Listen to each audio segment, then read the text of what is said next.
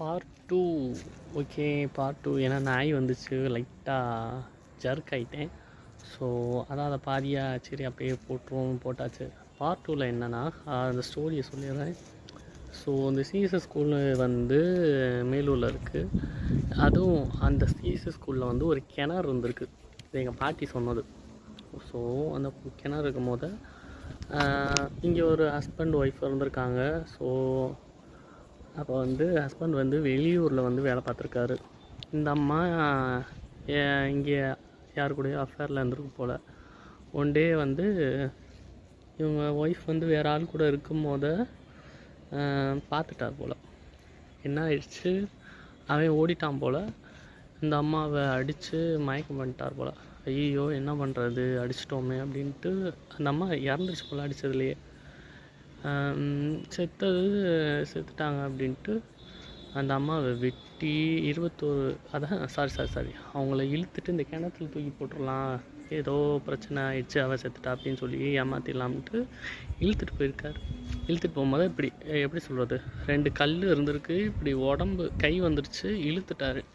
அப்புறம் தலை இப்படி கையை பிடிச்சி இழுக்கும் போது பாடி மற்றதெல்லாம் வரல போல், இடுக்குள்ளே மாட்டிக்கிச்சு. அப்படி இடுக்குள்ளே மாட்டிக்கும் போது அப்போ இந்த சைடெலாம் வந்து புதர் முள்ளுச்செடி அப்படி தான் இருக்கும் கிணறு பக்கத்தில் இருக்கும் போது.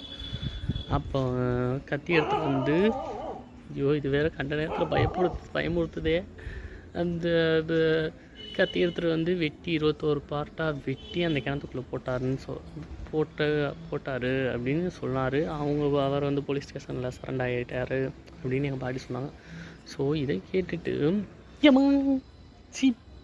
வருங்க,